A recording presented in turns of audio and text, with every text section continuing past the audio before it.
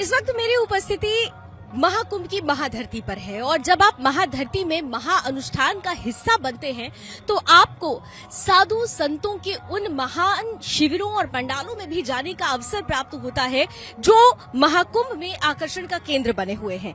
इस वक्त मेरी उपस्थिति निरंजनी अखाड़ा के आचार्य महामंडलेश्वर स्वामी कैलाशानंद गिरिजी महाराज के प्रांगण में है और इस प्रांगण में आते ही एक अलग तरह की अनुभूति होती है।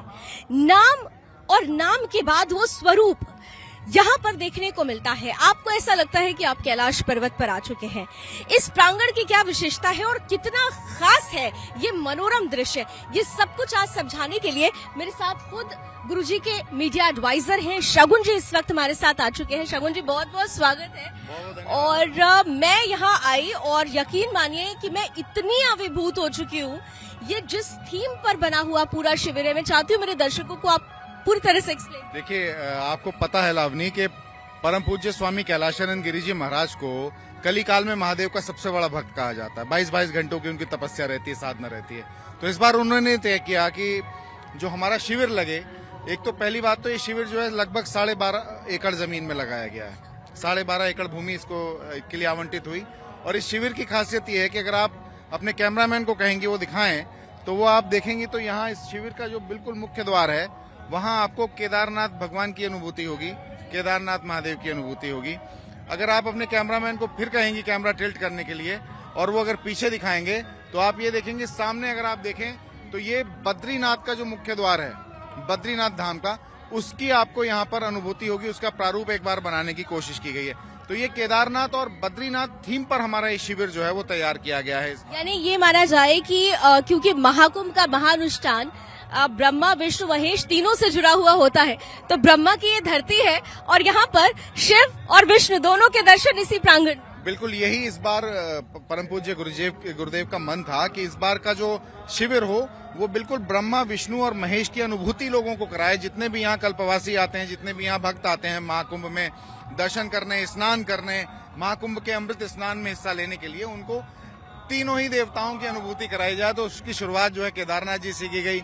महाकुंभ की धरती ही जो है ब्रह्मा जी की होती है, बिल्कुल आपने ठीक कहा। और आपको बद्रीनाथ के भी यहाँ दर्शन करने के लिए मिल जाए। कितना वक्त लगा इसे बनाने में, क्योंकि एक विशाल प्रांगण है और चारों तरफ एक छोटे छोटे स्कल्पचर को भी मैं देख रही हूँ कि बहुत बारीकी से बनाया गया है। देखिए, मैंने बताया आपको कि 12.5 एकड़ भूमि में ये शिविर तैयार किया गया है और इस स्ट्रक्चर को तैयार करने का बहुत अच्छा प्रश्न है आपका, मात्र 18 दिन। क्योंकि इस बार माँ गंगा ने स्थान बहुत विलंब से छोड़ा। तो जो सरकार की तरफ से भूमि आवंटन का कार्य था वो उसमें बहुत विलंबता हुई, देरी हुई। तो सिर्फ 18 दिनों का समय था। 4 तारीख को निरंजनी अखाड़े की पेशवाई थी, 10 जनवरी को गुरुजी का नगर प्रवेश था और उसके बाद में शिविर प्रवेश था। तो हमारे पास 18 दिनों का समय था। 900 मजदूर लगे, 900 लोग मजदूर लगे, रात दिन काम हुआ, तब जाकर के ये शिविर तैयार हुआ। 18 दिनों की ये मेहनत है और मुझे कहना चाहिए कि जो शक्ति होती है जब आप इस धरती पर आते हैं और एक विशेष अनुष्ठान का उद्देश्य लेकर आते हैं तो शक्ति शिव स्वयं दे देते हैं। वो शक्ति यहाँ पर मिली है। अब व्यवस्थाओं को लेकर इस शिविर में जो लोग आ रहे हैं, जो भक्त आ रहे हैं, उनकी व्यवस्था को लेकर क्या? देखिए, व्यवस्था का ऐसा है, इस शिविर में हर तरीके के, हर व्यक्ति की जरूरत का, हर तरीके के स्तर का ख्याल रखते हुए व्यवस्था की गई है। जैसे आपको पता है कि यहाँ देशी विदेशी भक्त भी आते हैं, विदेशों से भी लोग आते हैं। विदेशों से जो लोग प्रवास करने आते हैं उनके लिए यहाँ व्यवस्था अलग है। उनके लिए यहाँ 16 अलग कक्ष बनाए गए हैं। उसके अलावा यहाँ 143 इस तरीके के शिविर बनाए गए हैं, आप पीछे देख सकती हैं। स्विस कॉटेज बनाए गए हैं। उसके पीछे जो कल्पवासी हैं उनके रहने की व्यवस्था की गई है। 3 अलग अलग अन्य क्षेत्र यहाँ पर हैं। लगभग 1 करोड़ लोगों को भोजन कराने का जो लक्ष्य है वो परम पूज्य गुरुदेव ने रखा है इन 40 दिनों के अंदर। और हमारा जो यहाँ भंडारा है, जो अन्य क्षेत्र है, वो नित्य प्रति चलता है। जो कल्पवासी अगर रात्रि को भी भोजन, रात्रि पर्यंत उसको भोजन कहीं ना प्राप्त हो, उसको यहाँ हमारे शिविर में भोजन प्राप्त होगा, ऐसी व्यवस्था की गई। अच्छा, यहाँ पे मतलब जो शिविर, एक तो रजिस्टर्ड जो भक्त आए, जो रजिस्ट्रेशन करा के आ रहे हैं, उनके लिए तो सुविधा है, लेकिन मैं बाहर देख रही हूँ कि आप लोगों की सेवा बाहर भी चल रही है, वो विशेष है। हमारी भोजन की व्यवस्था जो है सिर्फ इस मुख्य द्वार पर ही नहीं बल्कि पूरे मेला क्षेत्र में हमारी 3 गाड़ियां घूम रही हैं, जो घूम कर अलग अलग स्थान पर रुकती हैं और वहां पर उनको भोजन की व्यवस्था कराती हैं, भोजन उपलब्ध कराती हैं। उसमें कचौड़ी भी मिलती है, किसी दिन आलू की सब्जी कचौड़ी है, दाल चावल है, पूरी सब्जी है, अलग अलग तरीके के भोजन की व्यवस्था प्रतिदिन रहती है। आपको सरकार की तरफ से क्या खास सुविधा मिली, क्योंकि इस बार ये कहा जा रहा है कि सरकार ने बहुत सहयोग दिया है। देखिए, बहुत बड़ा इस बार सरकार का बजट था। माननीय मुख्यमंत्री योगी आदित्यनाथ जी के नेतृत्व में कुंभ मेले का आयोजन हुआ।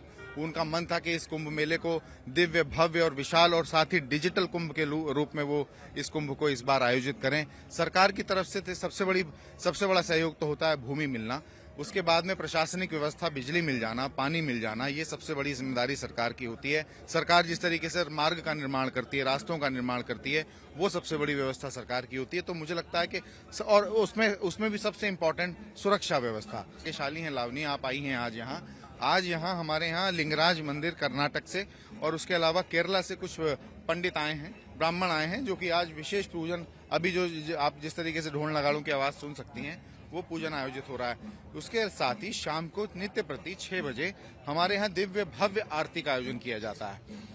ये भी हमारा आज उसका तृतीय दिवस है, तीसरा दिन होगा दिव्य भव्य आरती का। उसके साथ ही हमारा एक पास में गंगा घाट है, जो सरकार ने विशेष रूप से माननीय योगी आदित्यनाथ जी के नगर विभाग ने वो परम पूज्य कैलाशानंद जी के लिए आरक्षित करके वहाँ एक घाट बनाया है। उस घाट पर प्रतिदिन आरती करने की व्यवस्था की गई है। तो ये पूजन और समर्पण, सनातन विरासत, सत्य और सनातन, जैसे कि आपको पता ही है कि सनातन का मेला है, ये संगम है, ये महाकुंभ है। समेकित रूप से सब कुछ समाया है।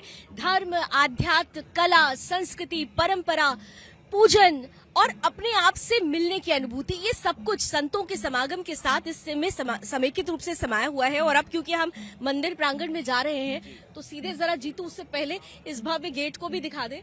और यहाँ पर भी मैं देख पा रही हूँ बड़ी खूबसूरती के साथ नक्काशी की गई है और 2 हाथी जो हैं, जो सनातन में विशेष महत्व रखते हैं, वो द्वार पर आपका स्वागत करने के लिए यहाँ पर नजर आ जाएंगे। और अब हम आगे बढ़ते हैं और आगे की बातें भी जानेंगे। आप अपने कैमरामैन को कहिए, जीतू को, कि इन आकृतियों को भी दिखाए, इनको भी दिखाए, क्योंकि ये हमारी सनातन संस्कृति की परंपरा की विरासत है। ये पहचान है हमारी संस्कृति की। नृत्य करती हुई जो ये आकृतियां हैं, जो स्वरूप हैं, इन्हीं स्वरूपों को लेकर के ये सुदृढ़ होता है कि वाकई में यहाँ सनातन का संगम है और हमारी ये विरासत को समेटे हुए सभी आकृतियां हैं। सबसे जरूरी बात यह है कि आजकल विरासत को ही बचाने की मुहिम चल रही है और अगर यहाँ पर आने वाले लोग अपने विरासत और अपने सत्य समागम को समझने लगे तो मुझे लगता है कि ये यहाँ की सबसे बड़ी उपलब्धि होगी। और इस वक्त हम यहाँ पर एक और विशाल प्रांगण में आ चुके हैं। हम मेन प्रांगण से निकले और अब ये दूसरा प्रांगण मैं देख पा रही हूँ। यहाँ पर एक तरफ ये विशेष पूजन चल रहा है जिसके बारे में अभी शगुन जी आपको बताएंगे और दूसरी तरफ यज्ञ वेदी के लिए भी एक खास जगह दी हुई है और ये तीसरा स्थान। ये तीनों अलग अलग स्थान, शगुन जी ये क्या? देखिए, सबसे पहले तो मैं आपके कैमरामैन को कहूंगा कि ये ऊपर दिखाए, ये धर्म ध्वजा है। सबसे पहले इस शिविर में आने के सबसे पहले जब ये भूमि आवंटित की जाती है तो इस भूमि का पूजन होता है। भूमि पूजन के बाद ये धर्म ध्वजा जो है वो खड़ी की जाती है। ये धर्म ध्वजा अखाड़े की पहचान है, ये धर्म ध्वजा इस शिविर की पहचान है। उसके बाद यहाँ मंदिर निर्माण होता है, उसके बाद यहाँ बाकी जितने भी निर्माण कार्य होते हैं वो प्रारंभ होते हैं। तो सबसे पहले ये धर्म ध्वजा का निर्माण किया जाता है। निरंजनी अखाड़े का ये धर्म ध्वजा, और मुझे याद है कि वो जो अनुष्ठान होता है वो भी बहुत विशेष होता है, विशाल अनुष्ठान वो होता है। देखिए, मैं आपको फिर स्पष्ट करना चाहूंगा, ये जो है ये व्यक्तिगत शिविर है, ये आचार्य शिविर है। निरंजनी अखाड़े के आचार्य का शिविर है। ये सेक्टर 9 गंगेश्वर मार्ग पर स्थित है। अखाड़े का, निरंजनी अखाड़े का जो शिविर है वो है सेक्टर 20, जहाँ सारे सात सन्यासी, नागा, साधु, महंत, महामंडलेश्वर वो सब वहाँ एकत्रित होते हैं और अखाड़े के पंच परमेश्वर, अखाड़े के जो हमारे जो अखाड़े के कोतवाल होते हैं वो सब वहाँ निवास करते हैं। अखाड़े के अध्यक्ष वहाँ निवास करते हैं जी। तो ये जो शिविर है ये आचार्य शिविर है। आचार्य शिविर जी, आचार्य गद्दी है एक तरीके से। आप ये यहाँ सामने क्या हो रहा है शगुन जी? ये बहुत देर से मैं देख रहा हूँ। मैं इसी की बात कर रहा था।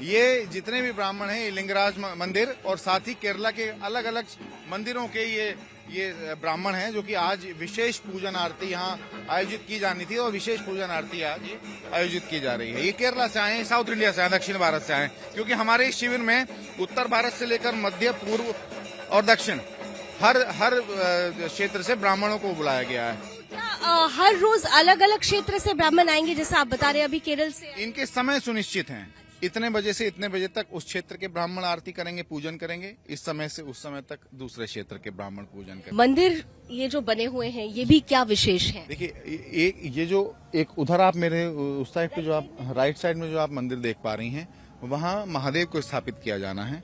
वहाँ लगभग 300 किलो के नर्मदेश्वर महादेव हैं जिनको स्थापित किया जाएगा।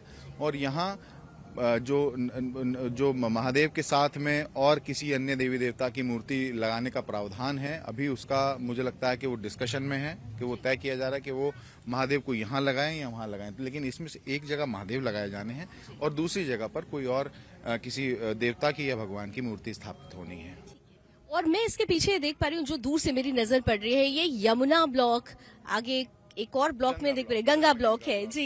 ये क्या है दूर से जिस पर? यहाँ जितने भी रुकने की जो व्यवस्था की गई है, जितने भी यहाँ शिविर कॉटेज या रूम बनाए गए हैं, महाराजा कॉटेज या वीआईपी कॉटेज या स्विस कॉटेज, तो ये जो आप देख पा रही हैं ये वीवीआईपी कॉटेजेस हैं। हम देख सकते हैं उसे?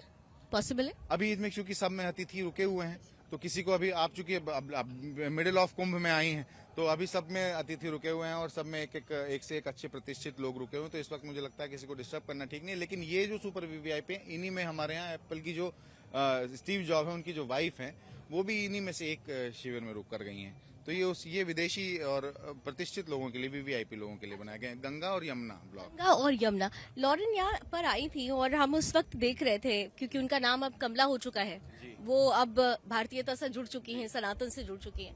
तो कमला जी यहाँ से जब गई तो वो, आप लोग क्योंकि जुड़े हुए थे लगातार, वो कौन सा ऐसा एहसास था, वो कौन सा ऐसा भाव था जो आपने भी उनके चेहरे पर पढ़ा होगा? देखिए, कमला जी जो हैं, उनको जाते समय गुरुजी ने माँ काली का एक बीज मंत्र दिया। ठीक है, उनकी जो दीक्षा है, गुरु दीक्षा, वो तो हुई, साथ ही उनको माँ काली का बीज मंत्र देकर के उन्होंने भेजा। और सनातन के प्रति जो उनका भाव था, सनातन के प्रति जो उनका समर्पण था, वो अलग था। क्योंकि जब वो आई, सबसे पहले वो काशी विश्वनाथ मंदिर गई, वहाँ उन्होंने बाहर से दर्शन किए, क्योंकि जब तक उसमें आज्ञा नहीं होती अंदर जाने की, कुछ परंपराएं हमारी ऐसी हैं। उसके बाद वो प्रयागराज की धरती पर आई। प्रयागराज की धरती पर आने के बाद वो शिविर में रही। शिविर में उन्होंने मेडिटेशन की, शिविर में उन्होंने भोजन किया, सात्विक भोजन किया, क्योंकि हमारे यहाँ तो लहसुन प्याज का भी प्रवेश वर्जित है हमारे परम पूज्य गुरुदेव के आदेशानुसार। और मुझे लगता है पूरे कुंभ मेले में ही प्याज लहसुन का क्षेत्र महाकुंभ के दौरान वर्जित होता है। तो उन्होंने सात्विक भोजन किया और मुझे लगता है पहली बार उन्होंने ऐसा सात्विक भोजन किया होगा, क्योंकि अमेरिका का कल्चर और भारत का कल्चर, स्पेशली अगर मैं फूड की बात करूं, भोजन की बात करूं, तो बिल्कुल अलग है। तो उनका भाव एक अलग था और उनके जिस भाव से वो गई और जिस भाव से वो आई थी, जब वो आई कुछ और भाव थे, जब वो यहाँ से प्रस्थान की तो वो जाना नहीं चाहती थी यहाँ से, काफी भावुक थी जाते समय जी।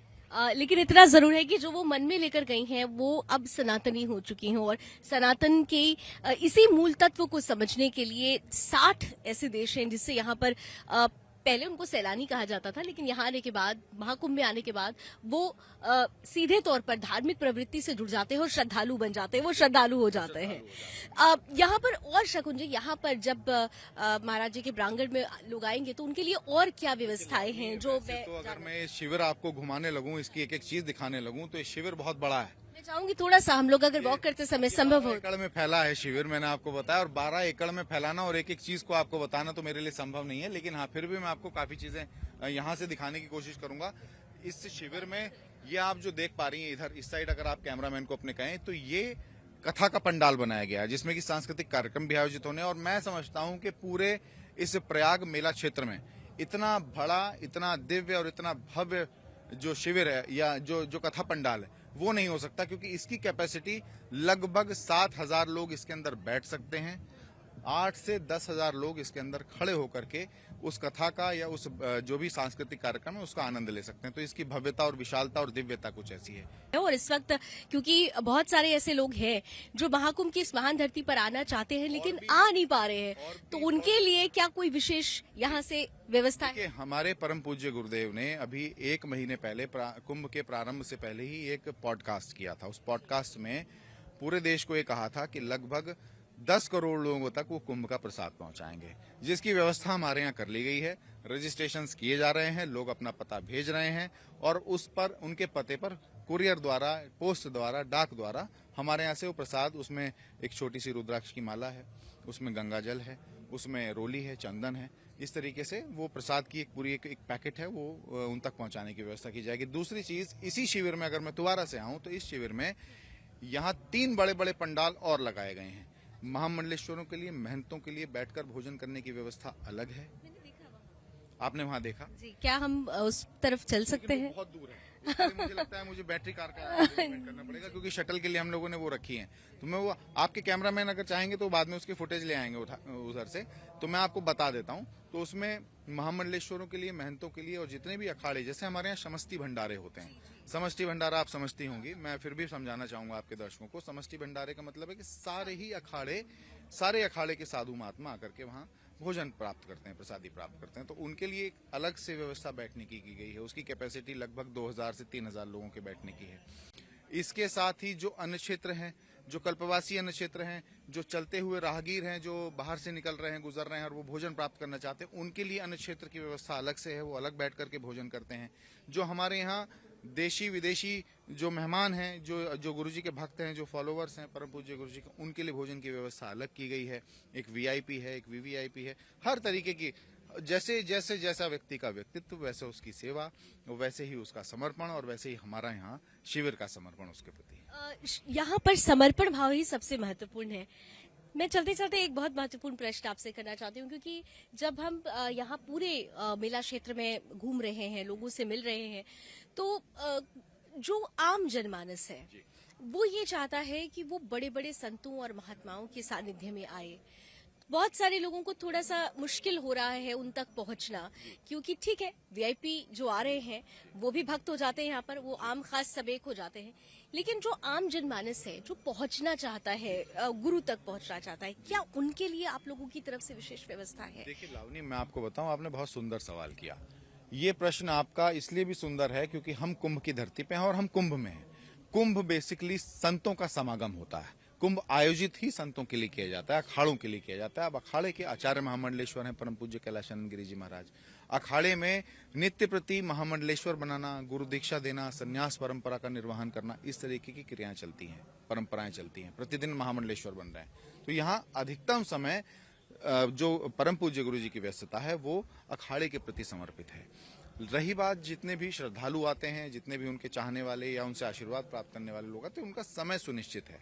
अगर आप उस समय पे आएंगे, अब व्यक्तिगत वो समय बता दीजिए ताकि उन तक भी ये बातें पहुंच। देखिए, अब उसके लिए भी मैं समय इसलिए कोई निर्धारित नहीं है, वो प्रतिदिन निर्धारित होता है, क्योंकि प्रतिदिन अखाड़े में महामंडलेश्वर या किसी अन्य अखाड़े में समष्टि भंडारा, उसका कार्यक्रम चलता रहता है। तो इसके लिए कोई समय सुनिश्चित नहीं है। लेकिन हाँ, जैसे सुबह में लोग आते हैं, उनका एक दर्शन का एक समय हो जाता है, आधे घंटे परम पूज्य गुरु जी उनसे मिल लेते हैं या उनको दर्शन दे देते हैं। सबसे व्यक्तिगत वार्ता तो महाकुंभ में संभव नहीं है। तो व्यक्तिगत वार्ता का अगर कोई भाव रख के आना चाहता है तो मेरा ही उससे निवेदन है कि वो कुंभ के बाद हमारे आश्रम दक्षिण काली मंदिर हरिद्वार पहुंचे, वहां जाकर परम पूज्य गुरु जी से वार्ता करें। चलिए, मुझे लगता है कि हमारे सारे सवालों का जवाब शगुन जी ने दिया, और जिस तरीके से इस शिविर की भव्यता है, दिव्यता है, जो अलौकिक अनुभव है, जो इस वक्त यहाँ पर स्पंदन, यहाँ आने मात्र से ही जो स्पंदन शरीर में हो रहा है, वो मैं शब्दों में नहीं बयां कर सकती हूँ, लेकिन इतना जरूर है कि इस प्रांगण में आने के बाद आपको एक अलग ऊर्जा मिलती है, और वो ऊर्जा जो हमारी सनातन का केंद्र बिंदु है, उससे हमें जोड़ती हुई नजर आती है। इस धर्म ध्वजा के नीचे खड़े होकर जो अनुभव हो रहा है वो अपने आप में अद्वितीय है। तो यहाँ पर जब आप आचार्य महामंडलेश्वर कैलाशानंद गिरी जी महाराज के शिविर में पहुंचेंगे तो आपको बहुत सारी अनुभूतियां होंगी। एक साथ आप केदारनाथ और बद्रीनाथ का भी दर्शन कर सकते हैं, तो आइएगा जरूर, और यहाँ की दिव्यता और भव्यता तस्वीरों के माध्यम से हम आपके समक्ष पहुंचाते रहेंगे। हमारे साथ शगुन जी जुड़े हुए थे, उनका बहुत बहुत धन्यवाद। चलिए, मिलते रहेंगे और ऐसे ही तस्वीरें और ऐसे ही जानकारियां आपके समक्ष लेकर आते रहेंगे। कैमरामैन जितेंद्र के साथ मैं लावनी विनीत, तीर्थराज प्रयागराज महाकुंभ मेला क्षेत्र से सुदर्शन न्यूज के लिए।